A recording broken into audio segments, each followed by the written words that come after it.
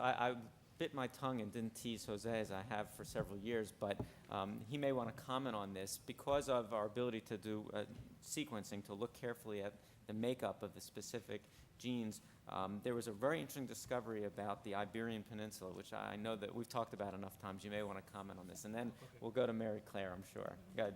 Jose, no. Okay. No, you do it. Well, I'm going to get the percent wrong, and Mary Claire's going to correct the citation. But that's okay.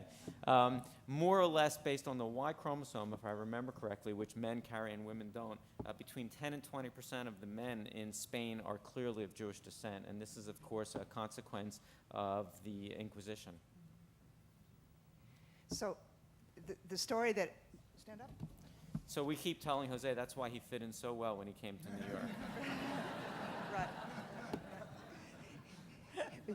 We say in American academics, if you scratch the surface of American academics, among those of us who think that our ancestry is entirely from the Mayflower, you find a lot of Jewish genes. And it's true. And one way that this has been manifest is through BRCA1 and BRCA2 testing. Evelyn is absolutely correct. As we genotype, that is, determine the genetic sequence of breast cancer patients throughout America, throughout Canada, Mexico, South America, certainly including Argentina, there are many families that have mutations that are specifically Ashkenazi Jewish mutations in BRCA1 and BRCA2. And the most common response that I've had when these families are identified is, oh my God, the legends are true.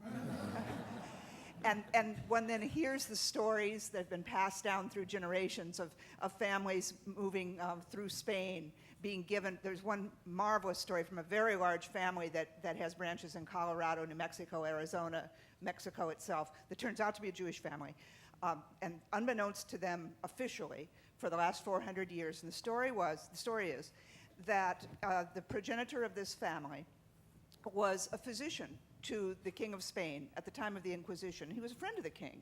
And the king, of course, knowing he was Jewish, in order to save him, gave him a large land grant in Mexico.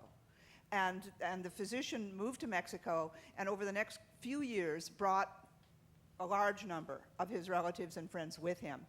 The population flourished, they intermarried with local people, they largely lost the Jewish traditions, but their genes didn't change. And as breast cancer developed in the families became known to us because they came for genetic testing. We sequenced them, and lo and behold, here were Jewish alleles. And it's absolutely fascinating how genetics ties the world together in this way, and how people remember their cultural history through learning about their genes. And I think breast cancer genes are at the forefront of this, but we'll see a lot more of this as time goes on with other gene sequences. Thank you for letting me tell the story. We have a question in the back. While we're getting the microphone there, I'll just remind everybody, when we started to be able to really profile the genes tightly to sequence them, I remember in the New York Times on a Sunday, there was an article about 2 Alaskan tribes living on isolated islands. You may remember this. And they had been at war for several generations. It was the Hatfields and McCoys version in Alaska.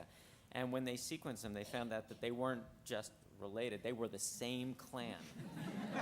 It's true. And they've been fighting forever, which makes, this whole business of ethnic war kind of an interesting challenge, unfortunately.